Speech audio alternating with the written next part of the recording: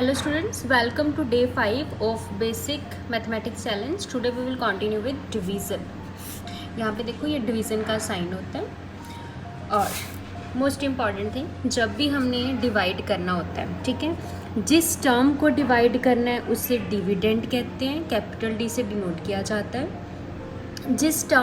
जो टर्म उसको डिवाइड करती है उसको स्मॉल डी से डिनोट करते हैं और उसको डिवाइज़र कहते हैं। और यहाँ पे हम क्वोशंट लिखते हैं और यहाँ पे हमारे पास जो वैल्यू लेफ़्ट ओवर रह जाती है उसको हम क्या कहते हैं, रिमाइंडर, और आर से डिनोट करते हैं। ये आपको सम से ज़्यादा क्लियर होएगा। Let's continue with the first sum. यहाँ पे देखो 54, ये हमारा क्या है, डी, कैपिटल डी है, और ये वाला जो है हमारा स्मॉल डी है, ये इसको डिवाइड करेगा। तो यहाँ पे जो हमारे पास वैल्यू आएगी वो क्वोशंट आएगी, और जो हमारे पास लेफ़्ट ओवर रहेगा वो रिमाइंडर आएगा। उसको हम लास्ट में देखेंगे जब सम फिनिश हो जाएगा। Let's start. अब देखो यहाँ पे जो 2 है वो एक सिंगल डिजिट है, ठीक है। यहाँ पे मेरे पास कितने डिजिट हैं, 1 2। तो अगर यहाँ पे सिंगल डिजिट है तो यहाँ से भी हम पहले सिंगल डिजिट ही उठाएंगे। जैसे हम पहले 5 से स्टार्ट करेंगे। अब देखो 2 के टेबल में 5 से स्मॉल वाली टर्म कौन सी होती है, ठीक है।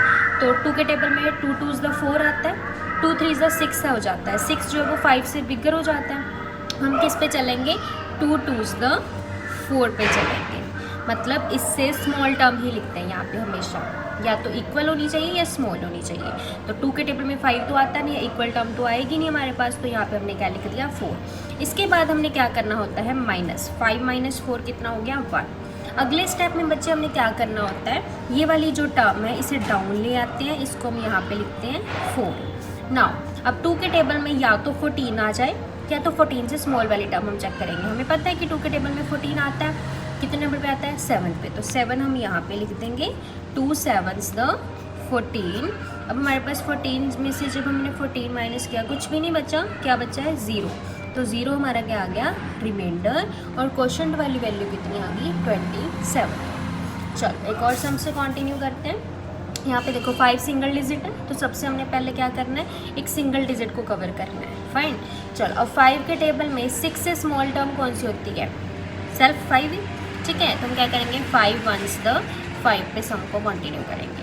आफ्टर दैट हमें पता है कि हमने यहाँ पे माइनस करना है, 6 - 5 कितने होते हैं, 1। अब अगली बार एक टर्म को हम डाउन ले आएंगे तो यहाँ पे 1 आ जाएगा। अब हमने देखना है कि 5 के टेबल में 11 से स्मॉल टर्म कौन सी है, 5 2 = 10, ठीक है, 5 3 = 15। अब 15 जो वो 11 से बिगर हो गया तो हम किस पे जाएंगे, 10 पे जाएंगे। तो 5 2 = 10 हम यहाँ पे लिखेंगे, और जब 11 में से 10 माइनस किया तो 1 बचा है। अब अगली टर्म डाउन आ जाएगी, दैट इज़ 5। अब 5 के टेबल पे 15 आता है, 3 पे आता है, तो 3 यहाँ पे लिखेंगे। 5 3 = 15, और 15 में से 15 माइनस किया तो क्या बचा हमारे पास, 0, fine.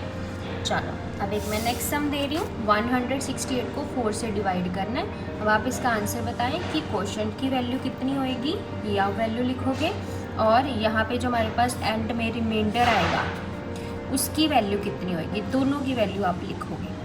Thank you so much for watching.